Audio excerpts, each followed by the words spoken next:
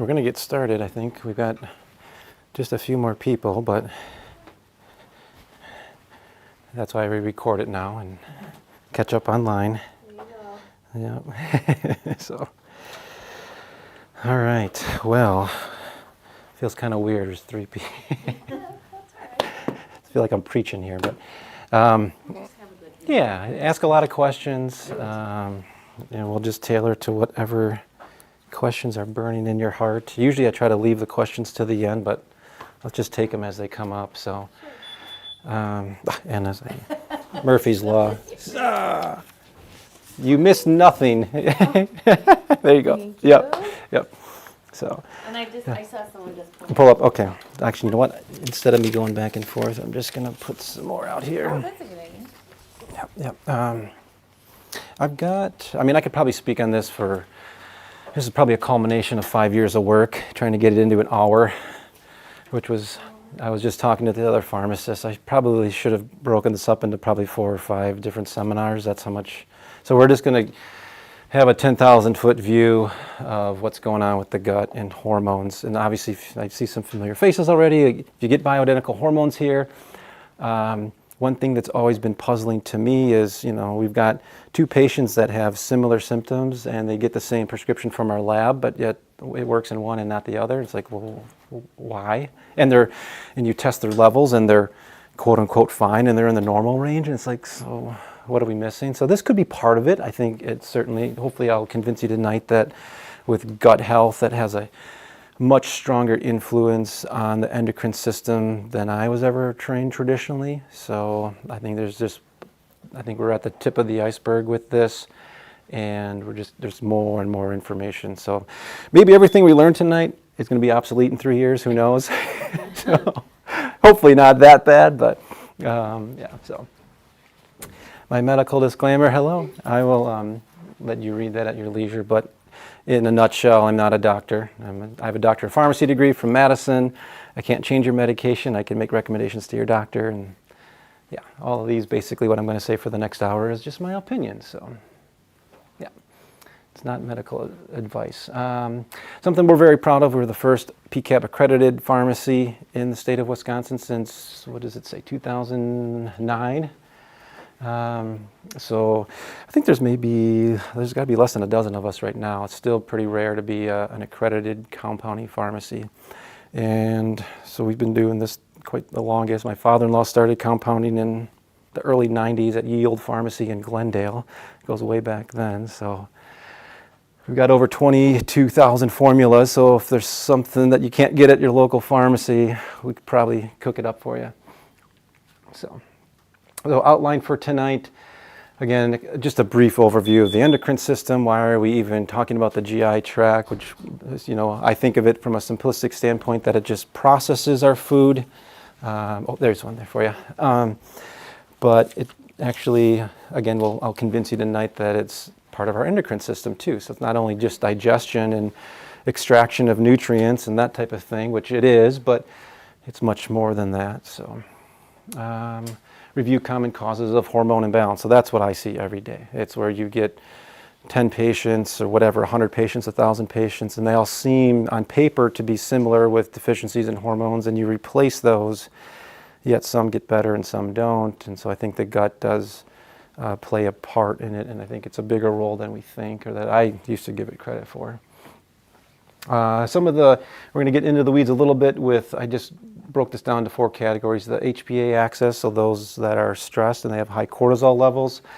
We're going to look at that. There's some studies that have looked at poor gut health and how that relates to increased levels of stress, which we normally wouldn't think about. I mean, you could even just something as simple as you take a probiotic for a sinus infection for a week, and a month later you might start feeling not as well. Your mood might go down, your sleep might deteriorate, and you may never correlate that back to the antibiotic you took for your sinus infection. And of course, we all know correlation isn't causation, but I think there's enough information out there now that it influences some of these things that we maybe didn't think that it was an issue. Or like, I've given talks on the thyroid gland for the last 15, 20 years, and I've never talked about how the gut interplays with thyroid, but we're going to do that tonight. So, glucose regulation. I was trained, I never got a certification as a diabetes educator. My father-in-law did, but I went to a lot of training for diabetes, and again, maybe they're talking about it now, but when I was trained again on this 15 so years ago, we didn't talk about the microbiome, and taking a probiotic to improve your blood sugars. It wasn't, at least unless I fell asleep during that part, but it wasn't mentioned. So, and then reproductive health, infertility, both men and women, again, plays a role. There's research that shows that. So that's kind of where we're heading tonight. So I've got a lot of material here. I might skip some of these slides, honestly, but we can, if you want me to delve deeper into one topic versus another, just say so.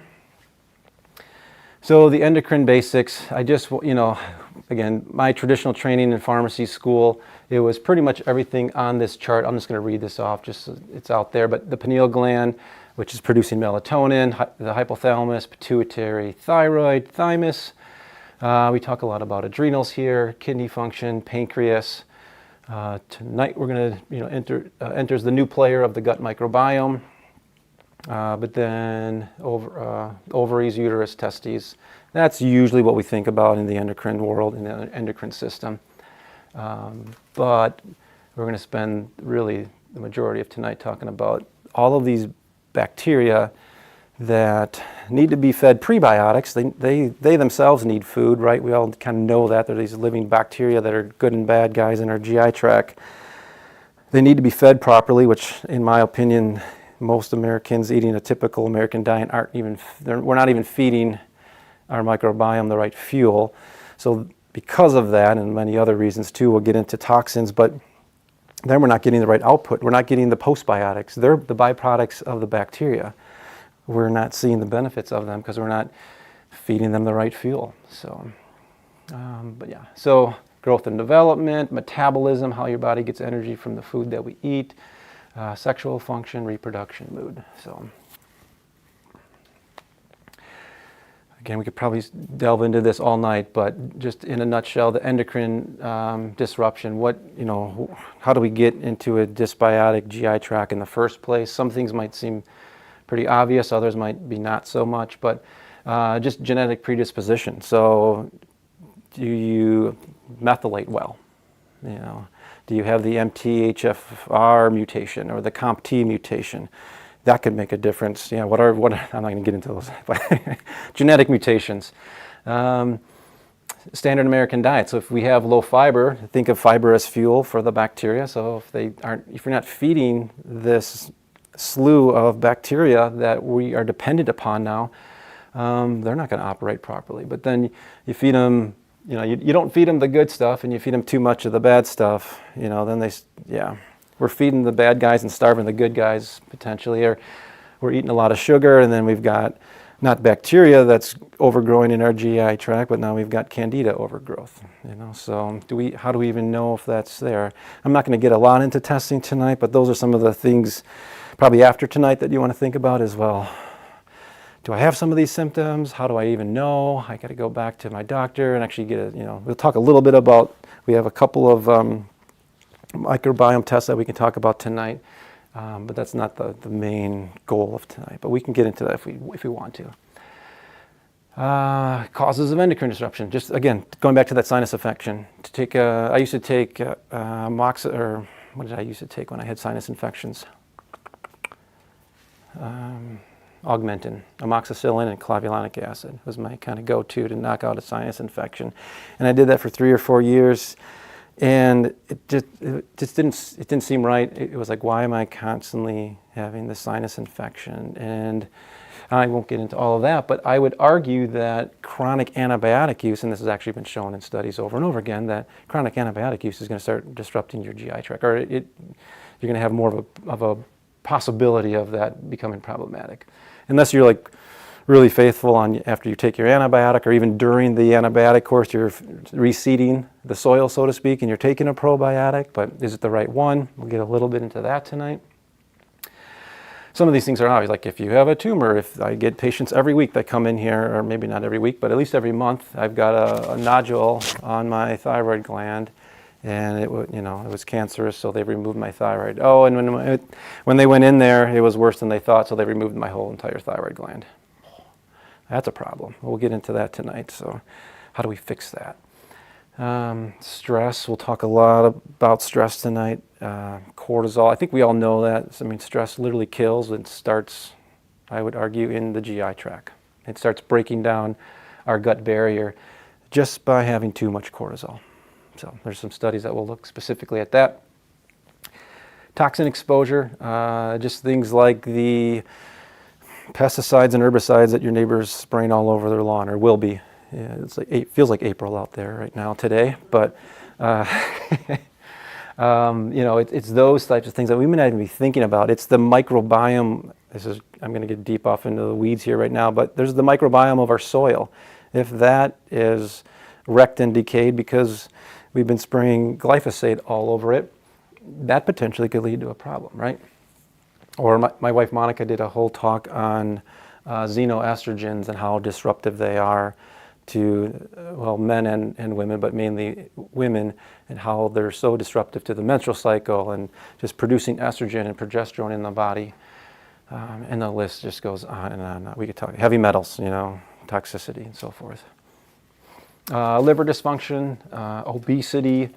So we think, adipose tissue just in and of itself produces more estrogen, which then produces more fat cells, which produces more estrogen, and all that accumulation of estrogen can be very problematic for a multitude of different reasons.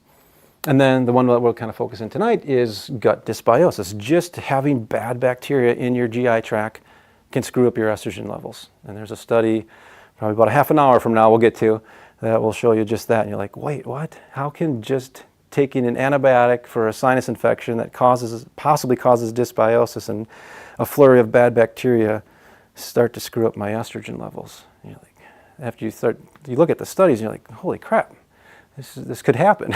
This is real. So what do we do about it, right? So we'll talk a little bit about that tonight too. So I'm not going to get deep into this, but just, be a fly on the wall in our pharmacy for about an hour and you will hear all the stories. We'd be breaking HIPAA, but patient privacy. But if you could, you'd hear all the symptoms I hear every day that I work here of hormone imbalance. So stress, acne. Every day I hear someone complaining about hair loss, and there's a multitude of reasons for these, right? These aren't just the only symptoms that are there or causes, but constipation, diarrhea, changes in the voice, deepening of the voice typically. Breast tenderness is a classic sign of too much estrogen. Weight gain, which again, there's multitudes of reasons for that. Irregular periods, difficulty sleeping, excessive facial and body hair, decreased sex drive. So you have too much of the bad hormones and not enough of the good, of the ones that we want, and so forth. They could be flip-flopped around. We see that quite often. Depression, we see that a lot with if you look at I'm getting a little bit off track here, but even just on the package insert for birth control, as a pharmacist, you have to read all that fine print and know all of the side effects of every single drug, and you get deep down into just basic birth control pills, right? And you see depression on there, it's like, well, why is that? Well, it can actually have a negative impact on your thyroid gland, and then that can then have a negative impact on your mood. And then that patient ends up with low mood or depression just from a synthetic estrogen, progesterone pill. So, headaches, changes in blood pressure, both up and down, so hyper or hypo. Vaginal dryness, we see a ton of that here. So, and that list isn't even all-inclusive. Oh, I got cut off a little bit, sorry about that. But healthy versus leaky gut. So this is a little, I do want to go through this because it is important. It's kind of really the basis of leaky gut syndrome. We could probably spend a whole hour on this. But just know that so on this side of the picture is the inside of your GI tract, inside of your small and large intestine. That's what this is depicted up here. On this side down here on the picture, that's basically your bloodstream. And we literally have only one layer cell of cells to basically protect us from what's basically, if you think about it in the outside world, if you think of it that way, The GI tract is what's on the outside. It's protecting us from whatever's there to getting into our bloodstream down in the bottom. And so if we get a breakdown of this blue layer is depicted as that mucousy, slimy layer in the GI tract. If that starts to break down, that's kind of that first sign, and then you start to get this infiltration of LPS, which is lipopolysaccharides, which, long story short, it's an endotoxin that's produced by bacteria, mainly E. coli, but there's a whole list of these guys that produce LPS of bad bacteria. They start to then break down further those enterocytes and then get entry into the bloodstream, and it creates inflammation. Really, at the end of the day, when we start a breakdown, and there's certainly many different levels to this, I would argue, but once you start getting like LPS, specifically LPS into the bloodstream, that activates chronic inflammation. So you get this, it's IL-6, which we can actually measure, TNF-alpha, interleukin-1 beta. So these are just markers that actually doctors can test on patients and see if they're elevated or not, to say, oh, do you really have this? How do you really know if that's going on? Or you could, again, I'm not going to get big into testing tonight, but I just want to share this, like this KBMO test kit that we carry. You can actually order this for a couple $100, and we can do a blood sample. Well, actually, you take it at home and you do it yourself, quite honestly, and you can actually measure if you have LPS in your blood. So in that regard, some of these things are actually going on right now, where we can have very practical tools instead of guessing to see if that patient really has a problem or not. Because if they don't have the problem, maybe those symptoms I just talked about are due to something else. It's not a dysbiotic issue at all. It could be just purely a thyroid issue. It could be something else, heavy metal toxicity. So, but if we need to eliminate some possibilities, well, here we go. We've got a very, I would say, simple, relatively affordable test that we can do to say, do you have a leaky gut or not?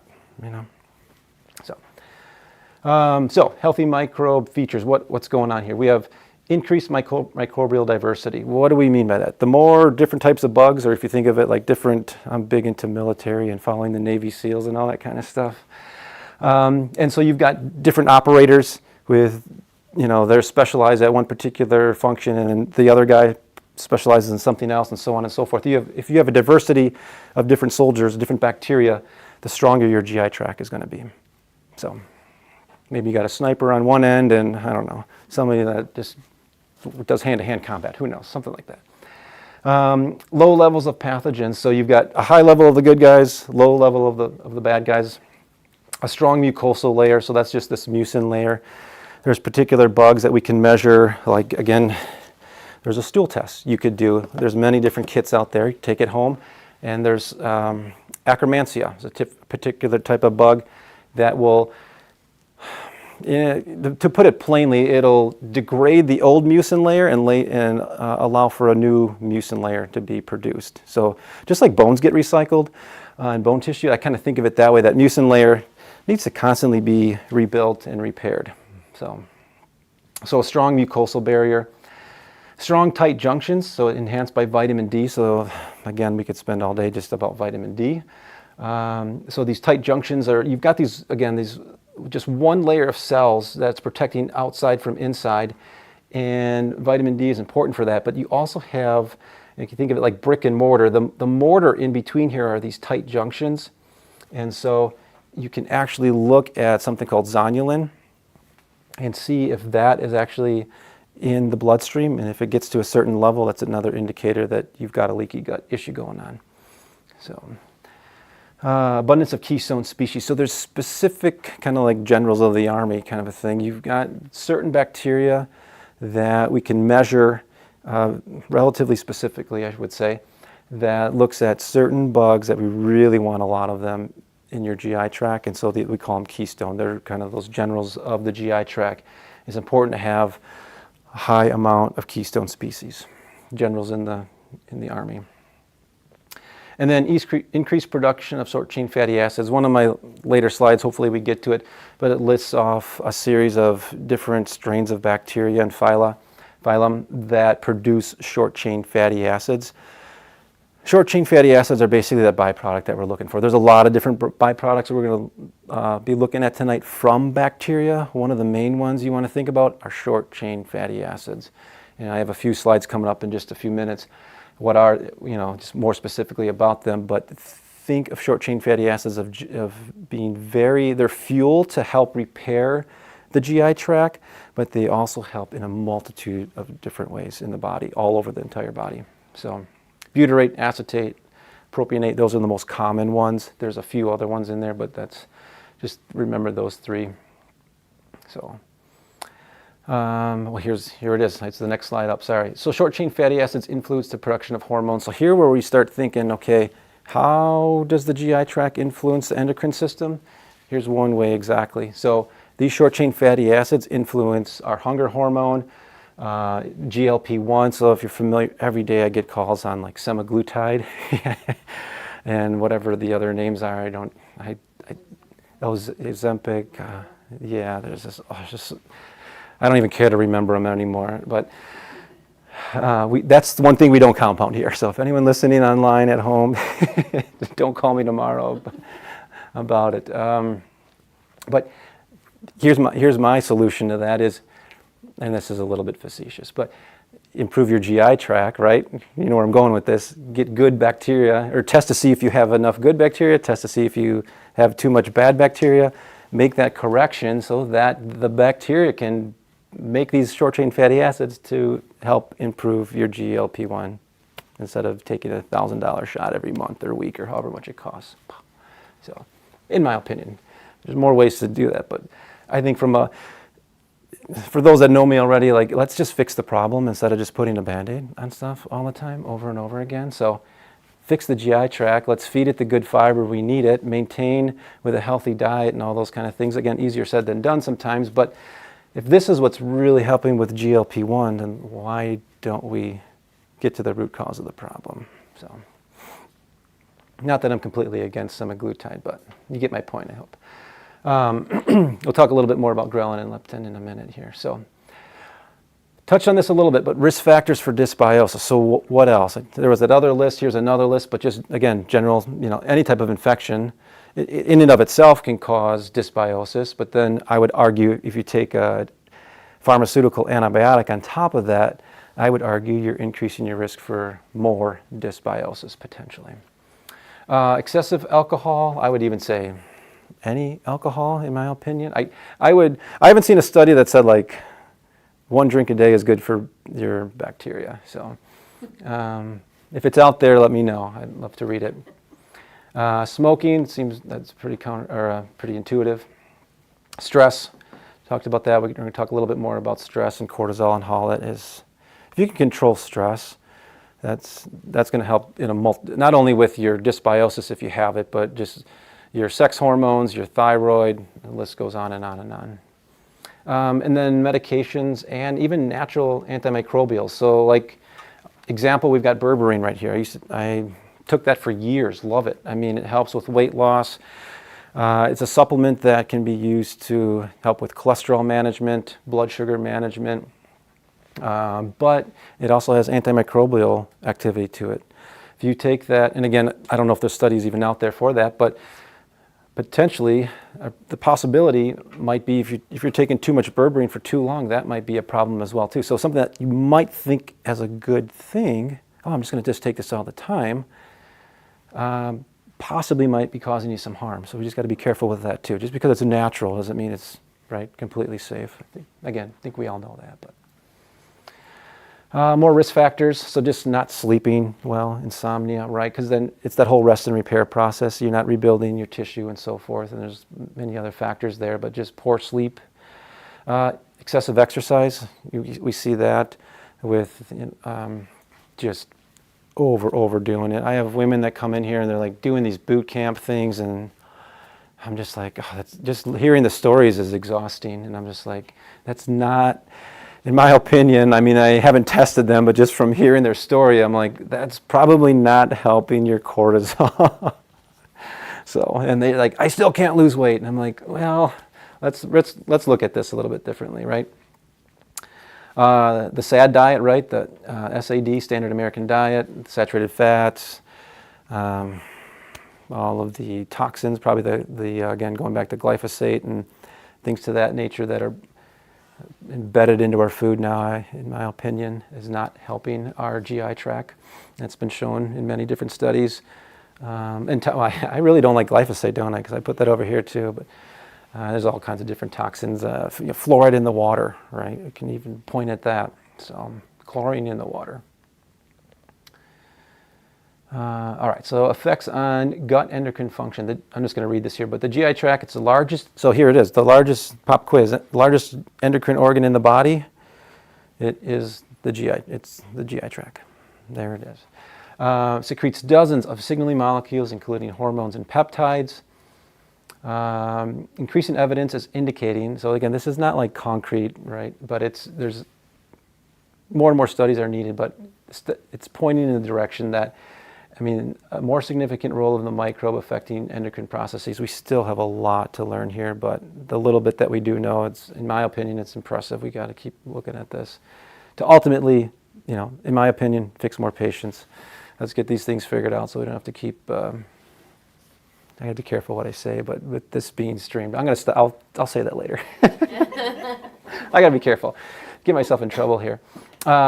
The composition of the intestinal microbe can modulate gut peptide concentrations, thereby changing gut-brain communication. So just what's going on in here can affect the way we're thinking and vice versa. So it does matter because what is it? It depends on what study you look at. I think the consensus is somewhere around, for every one cell of our body, we have 10 microbes. So we're only 9% human, essentially, from a cellular basis. So, which is kind of crazy to think of it that way. And gut dysbiosis can attenuate frequency and amplitude of hormone signaling. So sometimes these bad bacteria can upregulate the production of different hormones in the body, which we may not want, like the hunger hormone.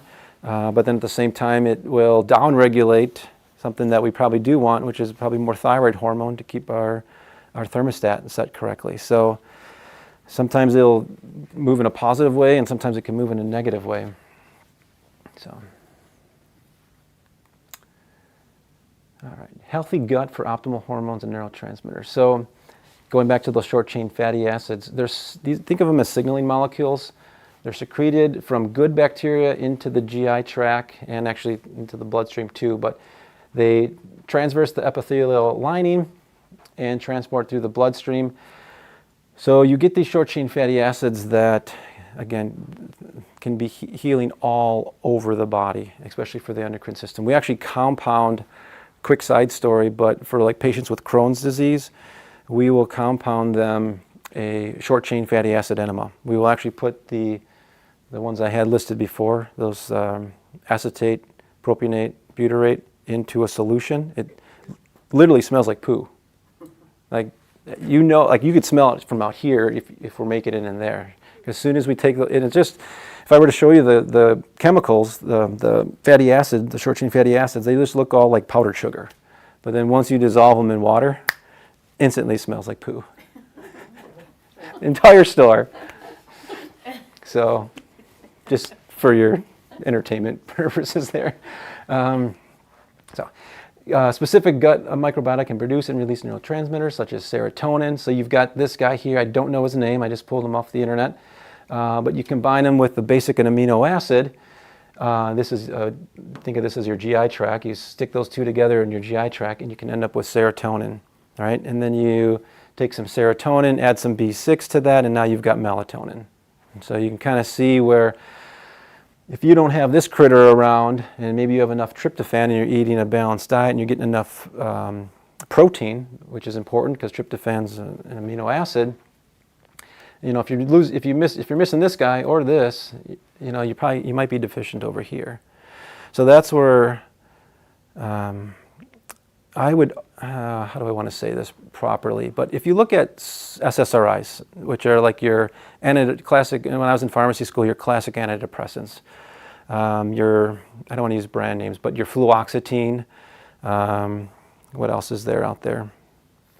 Fluoxetine comes to mind. I'll just use that one for an example. But if what that drug is doing from a mechanistic standpoint in your brain is it's this serotonin's being released, and it's that happy neurotransmitter that gives us proper mood, I'll call it, happy mood.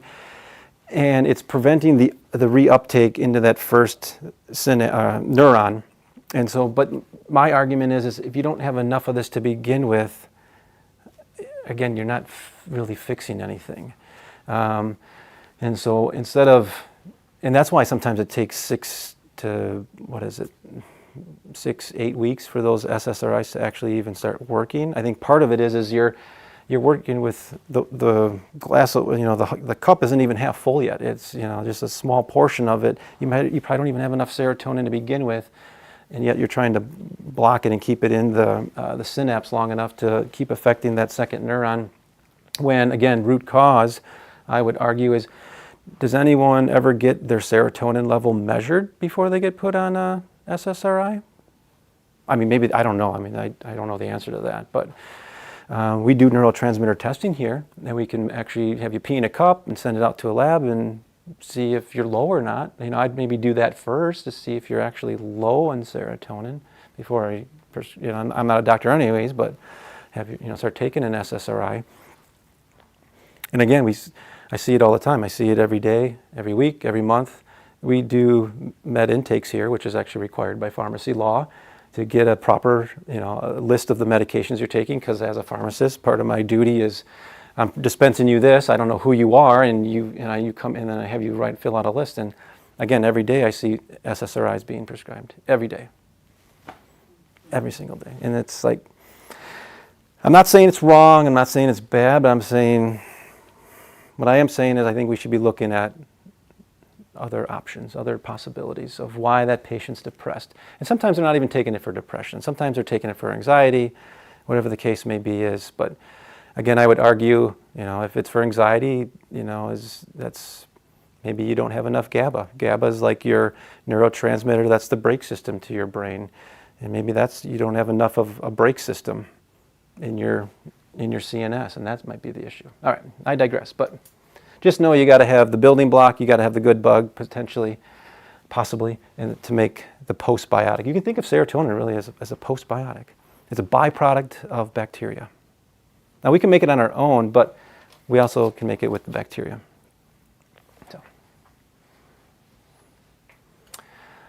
Here's a study that talks about that. I'm just going to read this here, but it says bacteria have been shown to produce and or consume a wide range of mammalian neurotransmitters, so they can actually consume them too, which is interesting.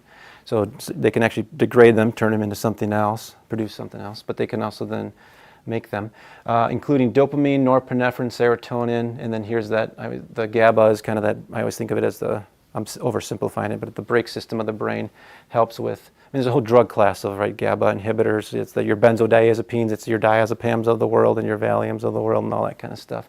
It's really just trying to modulate your GABA receptor. This slide I'm going to skip. We're not going to go through all this, but just know that if you want to make more serotonin, we can test all these little critters and see if you, and some of these like E. coli, some of these are just, what am I trying to say? Some of the bugs on this list help produce it, but some of the bugs on this list bring it down, like the E. coli. So it's kind of, I'm not going to go through this, but just know that there's lists of different bacteria that we can actually go through and test and see if you have them or not, and then make corrections for them. So even like histamine, for example, if you have allergies, if you're always itching, if you think it's seasonal allergies too, but maybe also the reason you have itchy, watery, runny eyes is you've got a lot of bad bacteria that are creating more histamine. Maybe, possibly. But these are things that we might leave here with more questions than answers now that I start on opening Pandora's box here. So. But even with dopamine, that pleasure center of the brain, maybe some people have too much, not enough, that kind of thing. Let's looking at some of these bugs and seeing what's going on. I will go back to this bifidobacterium. These words are so, I wish they had just normal names for these bacteria. These bacteriologists must just have a blast, because I butcher all these names, but This particular strain, 35624, don't ask me how they got that number, but whatever. That's the specific strain that's been studied, and we'll talk about that in a few slides here too. But we can actually use that specific strain there's a study that shows it, brings it up if your GABA's low. So if you're anxious and nervous and all that kind of stuff. All right, so we're going to look at some clinical applications so that's kind of the background slides. Or information, I should say. Oh, not too bad. We're 35 minutes in. Did I lose anyone? Good? Keep going? Okay. So we're going to look specifically at stress, HPA axis, hypothalamus, pituitary, adrenal. Those are the three glands we're looking at. So I think I already mentioned this, but worth mentioning again. I mean, the brain affects the GI tract, but also vice versa. And so there's this continuous loop. Sometimes what's going on in the brain influences the gut, and it can go the other way around too. The enteric nervous system communicates, I wrote that wrong, with our central nervous system via the vagus nerve, the largest nerve in the body. If I'm wrong on that, let me know. I believe that is the longest nerve in the body.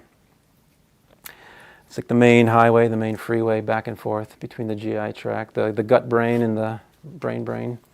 Chronic stress, poor diet, sedentary lifestyle can impact, I would say negatively, depending on where we're at on that spectrum, which in turn can change our perception of stress, food cravings, mood, etc.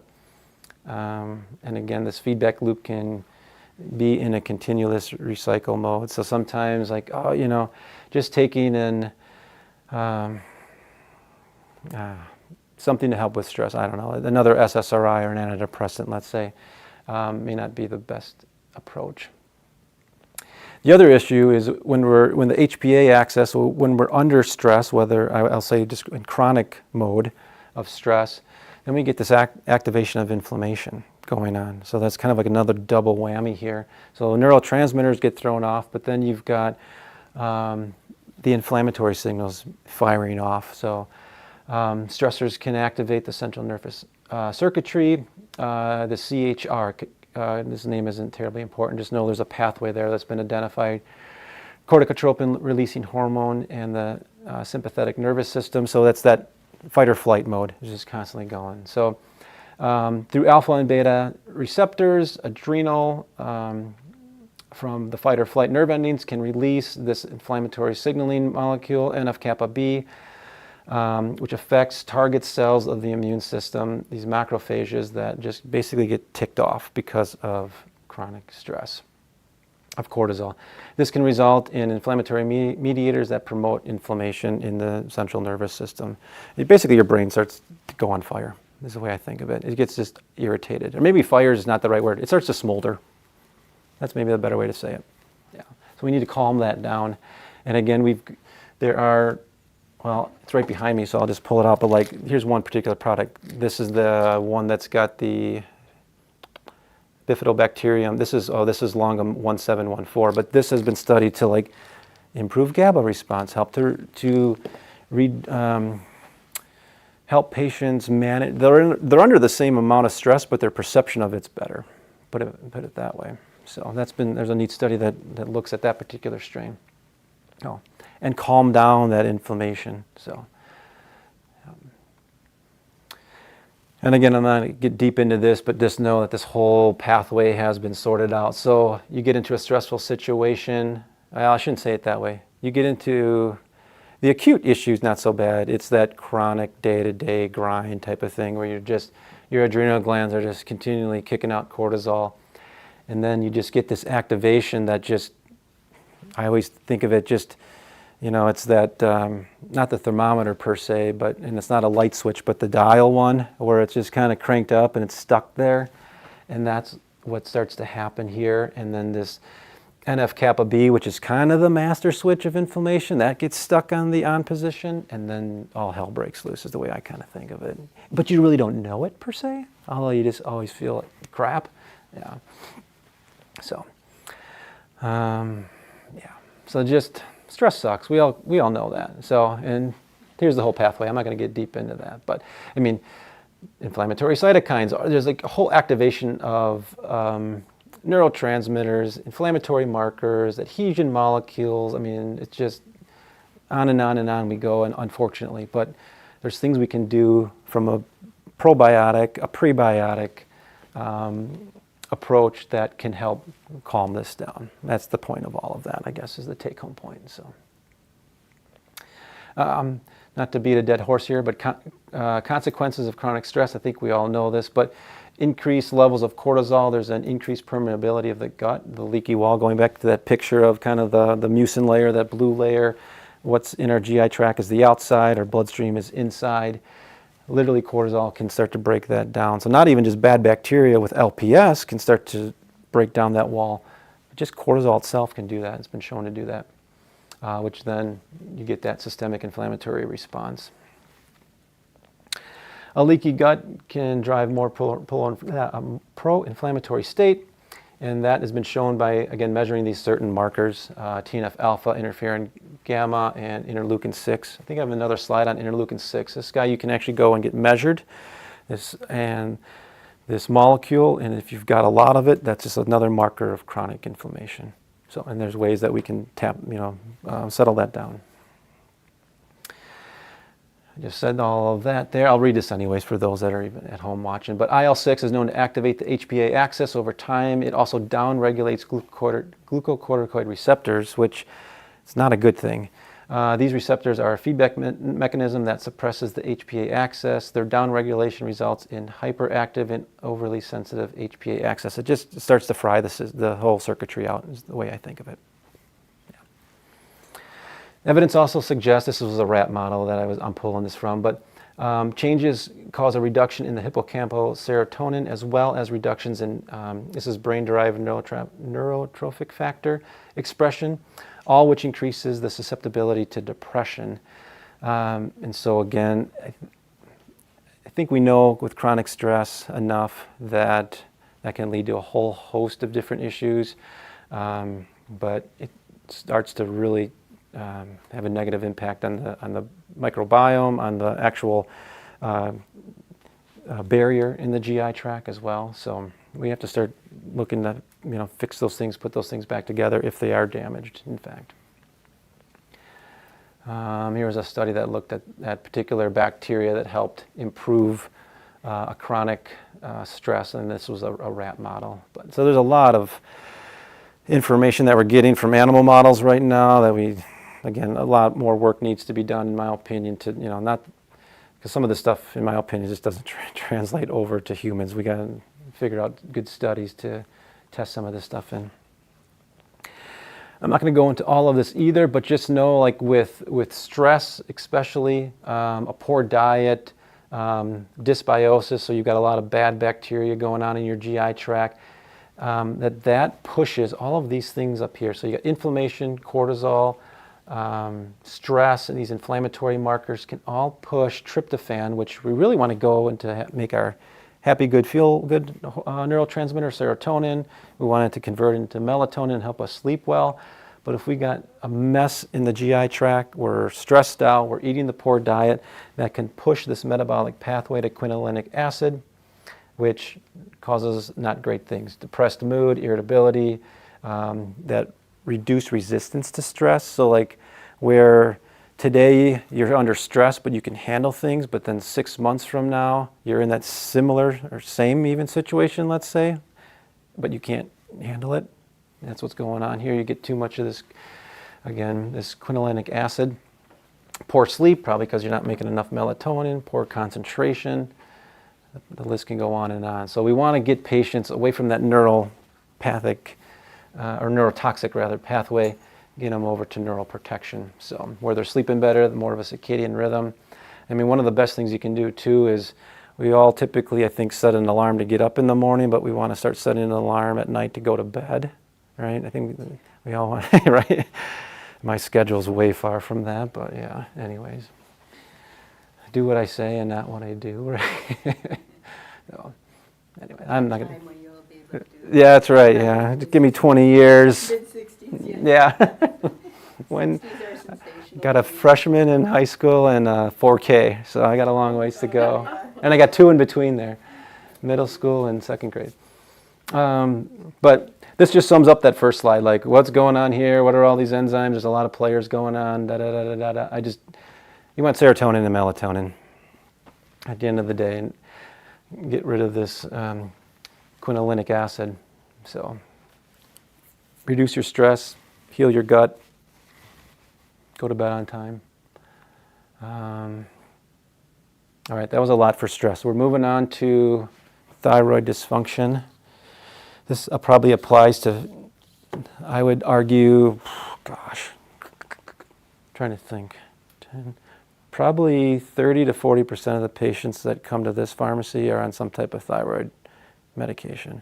If not from us, just from a regular pharmacy. I mean, I see it on their med intake forms every single day. So possibly we need to start looking at their GI tract more. So it's that, hard to see here, but it's that butterfly-shaped tissue over your trachea on your neck here. So what does that have to do with the gut, right? Like, I was not taught this in pharmacy school. Again, unless I missed that lecture, but I don't think I did. But the gut is and I'm not blaming them, by the way, to say that facetiously. I mean, you have 4 years, but I'm still learning every day, right? The gut is a target organ for thyroid hormones. So you've got, this is real basic stuff here. So you got T3 and T4. Your T4 is your thyroxine, or sometimes they call it levothyroxine. Well, yeah, here it is, levothyroxine or synthroid. It's all the same. Got like 5 different names for one hormone. And you got, so there's T4. I always call it T4, T3. I think that's the easiest. Otherwise, you got liothyronine, or sometimes some people, I put it on here, triiodothyronine. Think of T4 as inactive. Think of it as a prohormone. There is not a nuclear receptor for T4. There is only a receptor in the body for T3. So if I removed all the machinery out of your body, I don't know, maybe the study's been done, but if you just gave you wouldn't want to do this in a human study because it would not be. Anyway, let's pick an animal model. Hypothetically, you just give the body T4, it'll die. You need the machinery to convert to T3. You can do it the other way around. You can give the body just T3 and it'll be just, well, I shouldn't say just fine. There is some value to T4 too. But my point is think of T4 as inactive. It does play a role because it works as in the negative feedback loop, and T4 is important. That's what controls your TSH from your pituitary gland.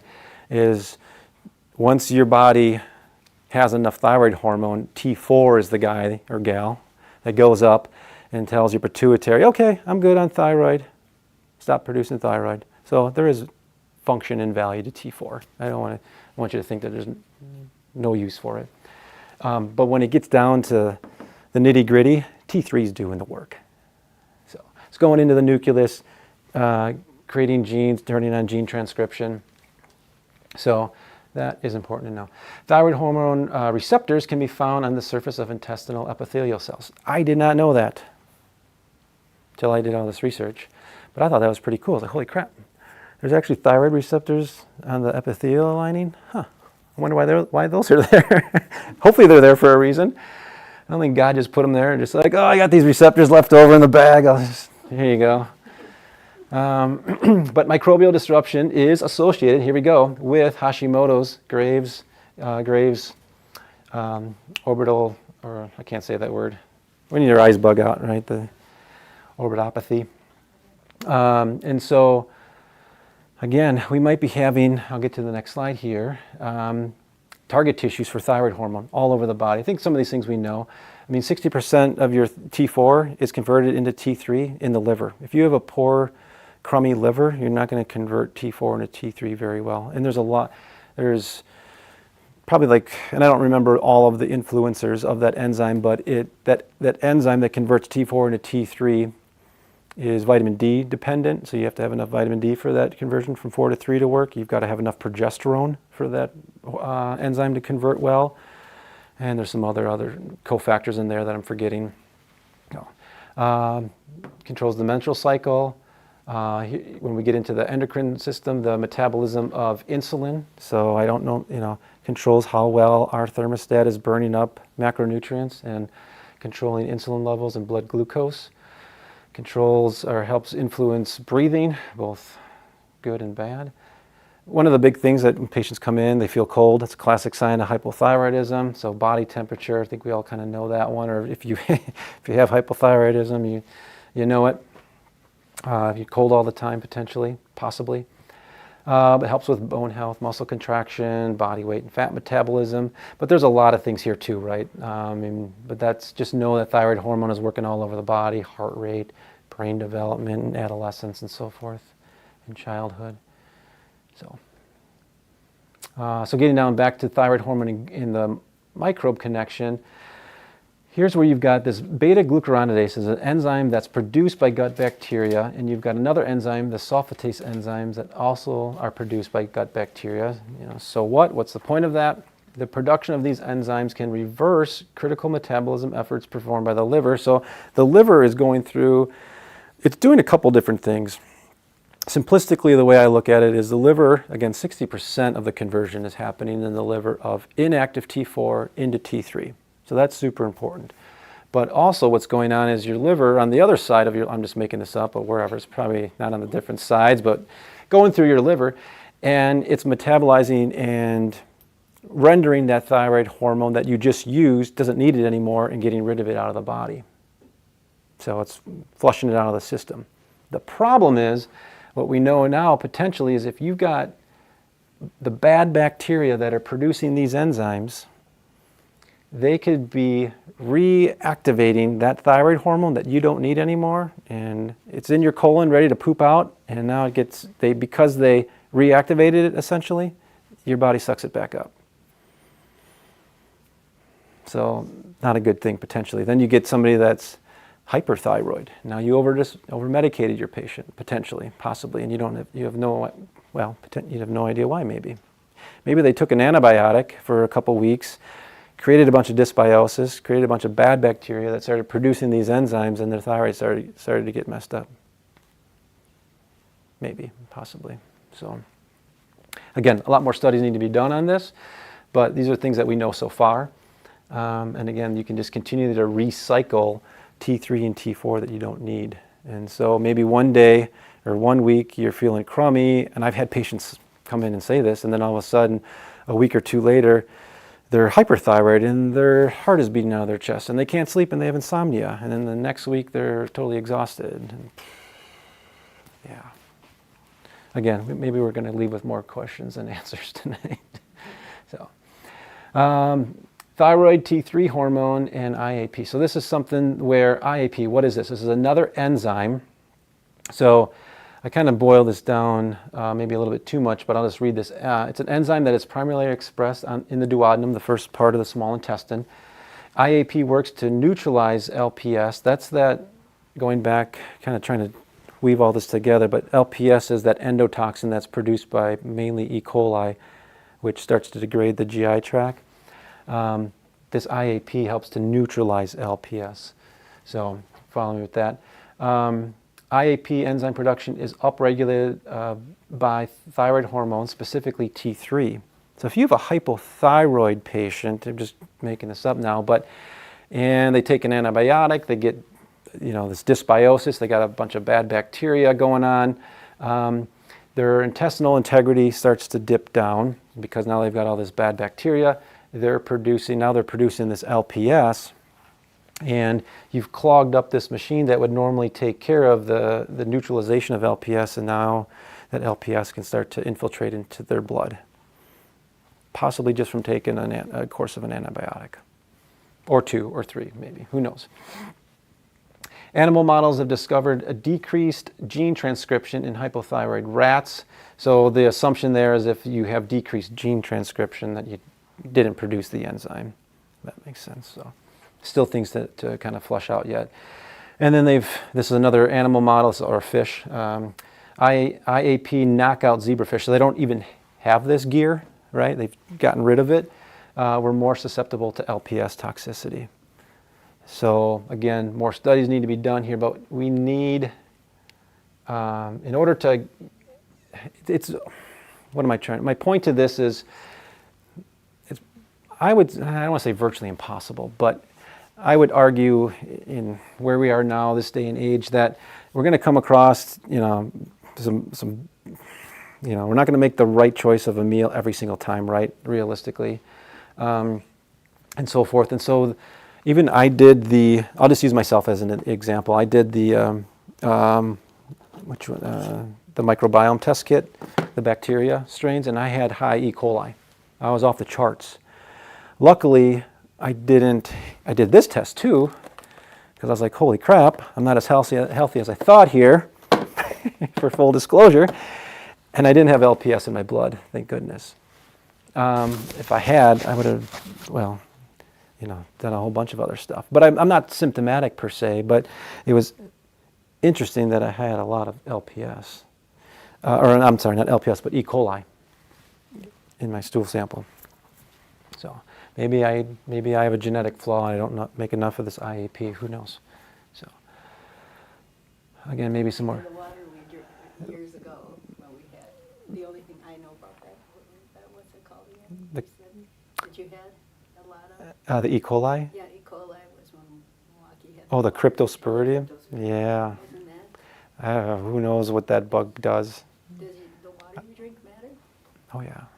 That's what I was just Yeah. wondering. I wrote that down here thinking if you're staying healthy, you're drinking a lot of water. Yeah. Should I be thinking and really considering? Because, toxins, yeah. I mean, contaminated water, who knows? Because Waukesha just changed to Milwaukee water. Oh, I heard, yeah. Yeah. We have a reverse osmosis water filtration system here, and I have one at home. Okay. But then the downside, one of the issues with drinking all RO water, in my opinion, is then I don't get enough minerals because I've pulled too much out, right? So, yeah, you got to weigh some of these things and be aware of them at least. So, specific bacteria to thyroid autoimmune disease. So, bacterial strains associated with reduced, so this is a good thing, reduced TPO antibodies. So we actually, your doctor anyone can essentially do this too. We have a blood test here that you could do, measuring your antibody levels to see if your thyroid is not working to the level it should be. It might be that you've got for whatever reason, I'm not going to get into this tonight, but you are producing antibodies that are actually attacking the tissue of your thyroid gland, which is causing a decreased production of thyroid hormone. This particular critter can actually help, a good guy can reduce TPO antibodies. That's a good thing. On the flip side, though, bacterial strain associated with Hashimoto's, or again, autoimmune disease, I could have just said to increase antibody levels. This Klebsiella pneumoniae has been shown to bump up that level. Again, be interesting. I've got a ton of patients here that get their prescriptions for thyroid medication due to Hashimoto's, or they get low-dose naltrexone compounded through us to help, because it's really an autoimmune, not an endocrine issue when you get into the Hashimoto's, even though it ultimately affects an endocrine organ. Again, root cause. Why is the thyroid gland not producing enough thyroid hormone in Hashimoto's is because the body is inappropriately making antibodies, basically attacking the thyroid gland tissue and destroying it. So if you destroy the factory, you don't get the T3, T4 out of it. And so with low-dose naltrexone, that goes in to help modulate the immune system, is the word I would say, to then tell T cells, B cells, basically the immune system to stop producing those antibodies. It's the way low-dose naltrexone works kind of in a nutshell for Hashimoto's. The other thing you could possibly do now, though, is test that patient for this critter and see if it's there, and maybe that's what's causing part of the problem as well.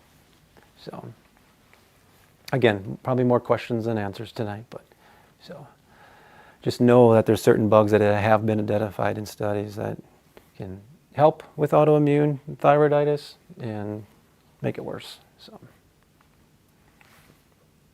all right, that's thyroid. How are we doing on time? God, I think I have 2 more, so we're an hour in. Whew. Keep going? Yep. Okay, all right. Gut microbiome and blood glucose. So again, this I did not, well, this was relatively new to me, I'll put it that way. Yeah. Isn't that okay, cat? My cat is not that chunky, but she's only like 3 years old. So. But I guess age doesn't matter too much. GLP-1, let's see, yeah. Again, going back to that semaglutide drug, the hot topic lately. But GLP-1 is an incretin and can decrease blood sugar levels in a glucose-dependent manner, so by enhancing secretion of insulin. So it just helps modulate insulin secretion. That's the way you could think of it that way. The action of GLP-1 is preserved in patients with type 2 diabetes, so we're talking about patients, type 2 diabetics that still produce insulin. GLP-1 ensures that beta cells, those are the cells in the pancreas that make insulin, secrete it. So GLP-1 ensures that beta cell insulin stores are replenished to prevent exhaustion during excretion by promoting insulin gene transcription, mRNA stability, and biosynthesis. What does all of that mean? Is that, again, you got these bacteria that can help improve GLP-1. GLP-1 can help improve beta cell function. That can help to produce more insulin. So that's a good thing. You don't want your pancreas to burn out. I said this, the way I used, how do I say this? carefully. I always used to think of the pancreas as okay, it produces insulin, produces a bunch of enzymes. The pancreas produces these keys. Think of insulin as a key. I always thought of it as it has a set amount of keys it can produce. After that, it shuts down, and now you need insulin injections. And that's not the right way to think about it, but if you're consuming too many carbohydrates and you're just taking in more carbs, you're going to be having to push out more insulin out of your liver, you're squeezing more of it out. There's a whole drug class of sulfonylureas. I don't even know if they use them anymore. Glipizide, and I can't think of the other one right now. But their mechanism of action was basically to go into if I remember this right, if I'm wrong, somebody let me know, but in a nutshell, it would go, the sulfonylurea drug class, this glipizide drug would go and basically squeeze on those beta cells to squeeze more insulin out. And in the back of my mind, I'm like, and you get your blood sugar down and your A1C improves. And I'm like thinking to myself, and hopefully I wasn't the only one, but I'm like, why don't we just tell the patient, no, don't eat that cake or don't eat so much carbs? Then we don't have to squeeze out more insulin, because insulin also is very inflammatory, right? Insulin's main job as adults is to store, I think of it this way, is its main job is to store carbohydrates, turn it into fat. So the more insulin you have, the more fat you have, the more fat accumulation you have, the more inflammation you have. Like, why are we giving a drug to just squeeze out more insulin out of that pancreas? Like, Pancreatic cancer. Yeah. Eating A lot of sugar, yeah. carbs. I would think that plays a part, yeah. So, I left out this one. GLP-1 also increases beta cell mass by promoting proliferation and neogenesis while inhibiting apoptosis. Basically helps to maintain beta cell function and the number of beta cells in the pancreas. So all good stuff there. Leptin, on the other hand, is a hormone released from fat cells in adipose tissue. It signals to the hypothalamus. Leptin acts to alter food intake, control energy expenditure over the long term. Obese people can typically have unusual high levels of leptin.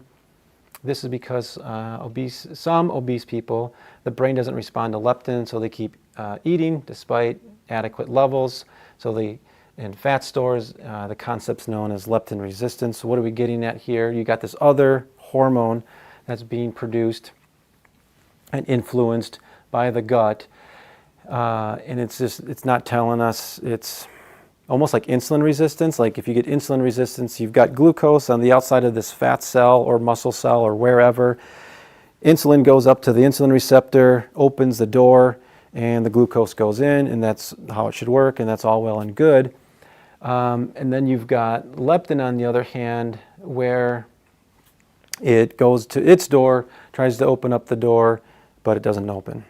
So you've got leptin, you got a ton of it around, it should be working and helping with energy expenditure and so forth, and it's just not doing its job. Well, so that door, it's probably seen too much leptin over its time that it's just like, I'm done, I give up, I'm not opening up anymore. So that leading into problems here, and it could be possibly related back to gut dysbiosis. So,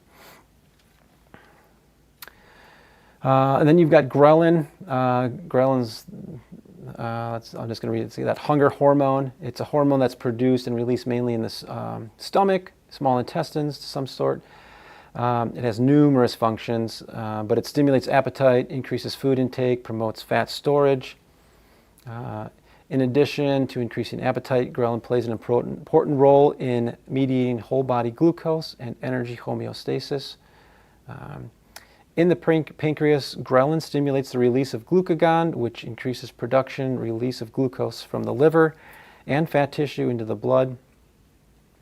It is also suggested that ghrelin suppresses insulin secretion from the pancreas to reduce glucose store in key organs. So again, another hormone that is gut related. So there's a lot that the GI tract is doing from a hormonal standpoint with these, with ghrelin, with leptin, even with insulin. So insulin, I said this already, is produced in the beta cells. It's critical for glucose balance. Without insulin, cells are unable to produce fuel and ATP. Insulin has many other metabolic effects too, but I'm not going to get into all of that. It stops the breakdown of fat and protein and so forth. But here's where we're getting to, where's the gut connection is. Doing studies on type 2 diabetics, they have less diversity and they have more pathogenic bacteria in their GI tract.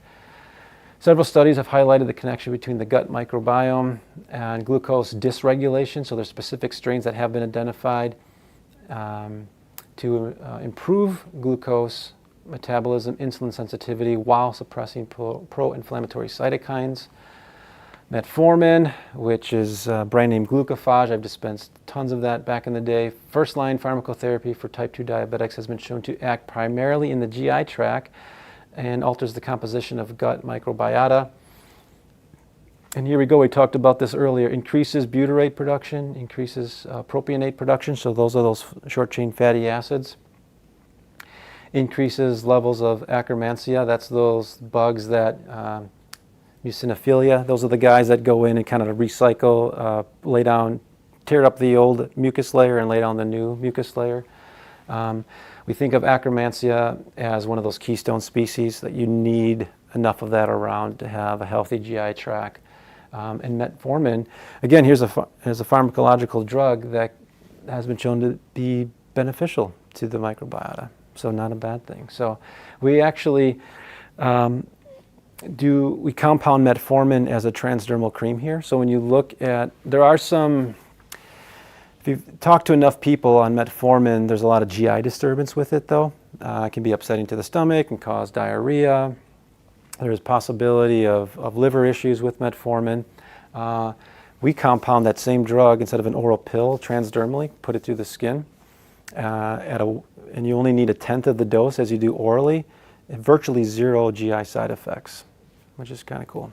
Now the problem with that though, is it's not going through the GI tract, and you would not, from this standpoint, I don't know this, but since it's not going through the GI tract, I'm pushing it through your skin, you're probably not going to see that benefit. It does lower blood glucose, and it helps with insulin resistance. Those are different mechanisms of action, but it would not help with this, in my opinion. I don't think anyone would study that because there's zero money in metformin. But if somebody out there's got a couple $1 million and want to have an idea, a research idea, do that. See if transdermal metformin will influence the microbiome, and measure these levels right before and after. Here's the study that looked at that Akkermansia, shining star in gut flora. So that you can also, I don't know if you can test it with this guy. There's other stool tests that can measure that particular strain. And here's just another study about, or the one that I was referencing earlier, metformin is a key for helping to treat type 2 diabetics. So type 2 diabetics are at increased risk for gut dysbiosis. At a phylum level, the abundance of these Firmicutes, I'm not going to talk about that, but they have lower levels of that than the control group. We can measure that actually with this kit here. Proteobacteria were more abundant in the control group, so these are specific bacteria that were in the non-diabetic group. So you're starting to see differences, diabetic versus non-diabetic. Diabetic has more of the pathogenic strains. Roseburia, which are producing short-chain fatty acids, the butyrate specific, were less abundant in type 2 patients. So there's, again, I'll get to this towards the end, but there's a whole list of, it's not all inclusive of different strains of bacteria that produce short-chain fatty acids. So, abundance of gram-negative bacteria that can stimulate the immune system, toll-like receptors turn on inflammation, was increased in type 2 diabetics. That's looked at this stool test. I mentioned this already, but they have often low alpha diversity. You want a lot of different players in your GI tract, is the point of that. So. All right, I think this is my last section. Reproductive hormones in the gut microbiome. Path of estrogen metabolism. So in a healthy microbiome, you've got estrogen, it goes to target tissues, it goes throughout the body, gets to the liver, it gets conjugated, estrogen gets metabolized, it gets put into the GI tract to get excreted, and most of our estrogen leaves our body. Every day in the morning, whatever, hopefully we're going to the bathroom once a day, and that estrogen is leaving the body. Some of it does get reabsorbed through the large intestine, but very little, if you have a healthy gut. In an unhealthy microbiome, and I really haven't defined that yet tonight, but you could look at a stool test and basically they'll tell you you don't have enough diversity and you have too many pathogens and so forth. What ends up happening, all this is the same, but then what happens here is you've got specific bacteria, pathogenic bacteria. There's a multitude of reasons why they have gotten there in the first place. Not going to get into all of that. They produce, some of these guys, produce short-chain fatty acids. Some of them help produce serotonin. There's particular strains that produce an enzyme called beta-glucuronidase. Seems harmless, but what it does, I'm going to get to the next screen here, is that enzyme that the liver put on to get rid of estrogen gets cleaved off by these bad bacteria that are in here producing this enzyme, and now that estrogen gets reabsorbed over and over and over again, possibly. Because your body's making this every day, or we're giving it to you in your hormone cream, or your doctor's prescribing it to you as your birth control pill, or whatever. And your level keeps going up and up and up and up and up and up. And you have breast tenderness, and who else, who knows what all the implications of too much estrogen can be. Is it breast cancer? Is it uterine cancer? Is it all the above? It could be a lot of different things. There's endometriosis, here we go, breast cancer, ovarian cancer, PCOS. We should be looking possibly, if we got this stuff going on down here already, maybe we should be looking upstream more too as well. Why is that woman's estrogen level, double what it should be? The other case, not enough estrogen. Yeah. You got osteoporosis and dementia, and poor memory. Yeah, it goes one way than the other, right? Yeah. Good effect. Yeah. So here's some of those bacteria that secrete beta-glucuronidase. Clostridium, I talked about E. coli, Proteobacter, Salmonella, Pseudomonas, so on and so forth. Bacteroides, Shigella, Streptococcus. So just know that this can happen just because of bad bacteria in the GI tract. And we can measure for, I don't know if we can measure all of these, but in research they've identified at least these guys. So the liver's doing its job, getting rid of estrogen, and then all of a sudden we can start recycling it. And that's where I can see, potentially that patient, I mean, shame on us. I mean, they're limited here, but when we do patients, or when doctors, I'll just say, they retest the patient and their estrogen level's really high. Maybe part of it's because of this, who knows, but we lower their dose. We're limited here, of course, to some level, but it'd be nice to look and test every patient and see, and I don't even know, maybe this test does exist, but the beta-glucuronidase enzyme, can you test that level? It'd be nice if you could on every single patient before you gave them estrogen. Be a better predictor of how much they needed. So, this talked about dysbiosis and endometriosis. I'm going to skip through some of this, but just know that, somebody out there with endometriosis, if they've been on antibiotics for the last 10 years of their life, maybe we want to start looking at their GI tract too, as part of their therapy. All right, so how do we optimize? I just told you, not a lot of great things going on, possibly. There's all types of different products out here. I'm not standing here tonight to tell you that this is the one and only probiotic in the world. This is one kit that we sell. This is a kit that has prebiotic in there, so it feeds the bacteria. In my opinion, I've been listening to a lot of seminars too lately on bacteria, gut microbiome, how to reestablish it. I don't want patients to supplement themselves out of eating. I'd rather you just eat a whole food diet if we can, right? And eat above ground vegetables, fruits, right? Non-GMO, organic, and so forth. Can only do so much, and sometimes I get it, so then, yes, there's a prebiotic. What is it? It's glorified fiber. It's fuel for the bacteria. So there's a prebiotic in there. Okay, so fuel for the probiotic. There's very specific strains that have been studied it's called megaspore probiotic. And then the last ingredient, I think there's a slide on that, is the megamucosal, which helps that mucin layer get built back up, and it helps to remove endotoxin. So they call this recondition, reinforce, rebuild. It is nice. We've sold about 20 of these kits. They're not cheap. They're like $400 for a 3-month supply. But a lot of, I can't say all, but a lot of the ingredients in there have been specifically studied and tested, which is nice. Because a lot of supplement companies don't do that. They just, here's a vitamin or a supplement, and obviously supplements aren't regulated the way that pharmaceuticals are. And so it's nice for me as a pharmacist, that background. I grew up with evidence-based medicine. Like, show me the study that proves that these bugs in here actually work, and then maybe I'll think about it, right?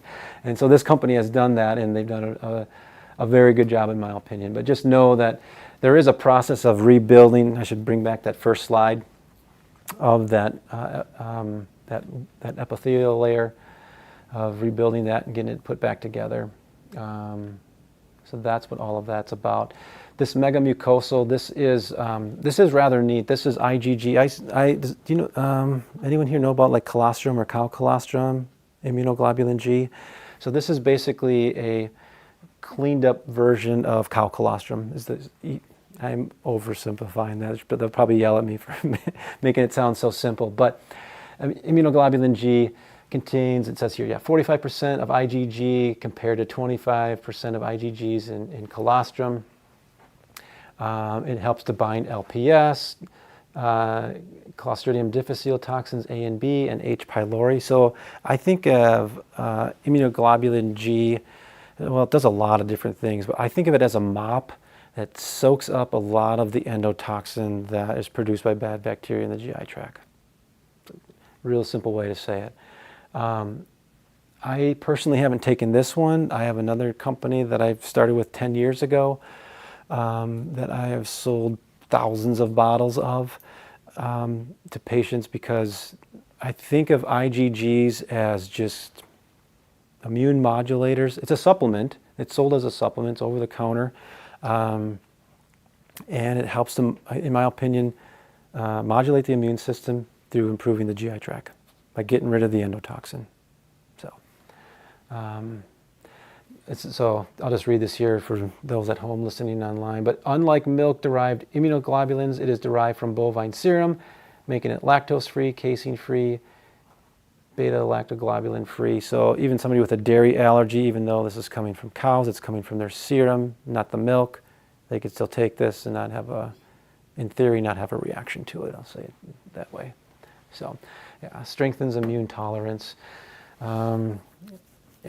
The other thing that's interesting, it says neutralizes LPS, which circumvents, this is an inflammatory pathway. Toll-like receptor 4, when that's turned on, it causes inflammation. Low-dose naltrexone helps to turn that inflammatory pathway down too. So I'm always thinking like synergistically, like if somebody comes in for picking up low-dose naltrexone, I always ask them what they're taking it for. If it's like an autoimmune disease, a lot of autoimmune disease, in my opinion, there's probably a potential going back to leaky gut, or maybe there's LPS or dysbiosis. So anyone with LDN, in my opinion, wouldn't hurt to try taking some colostrum or some immunoglobulins to clean up the gut, possibly, that kind of thing. And then fish oil. I'm going to skip over this, but just know that fish oil helps reduce inflammation, helps improve the GI tract. I'm not going to get into all of this, but we tend to consume in our typical American diet too many omega-6s, not enough omega-3s. When you get too many omega-6s, you're producing too much arachidonic acid, which is turning into inflammatory molecules and essentially not great things for our body. Like colon cancer, breast cancer, insulin resistance, depression, and acute coronary syndrome. So. These are those particular strains that have been studied. This was the one that I showed earlier to help with anxiety. Bifidobacterium longum 1714. And then there's that 35624 critter too.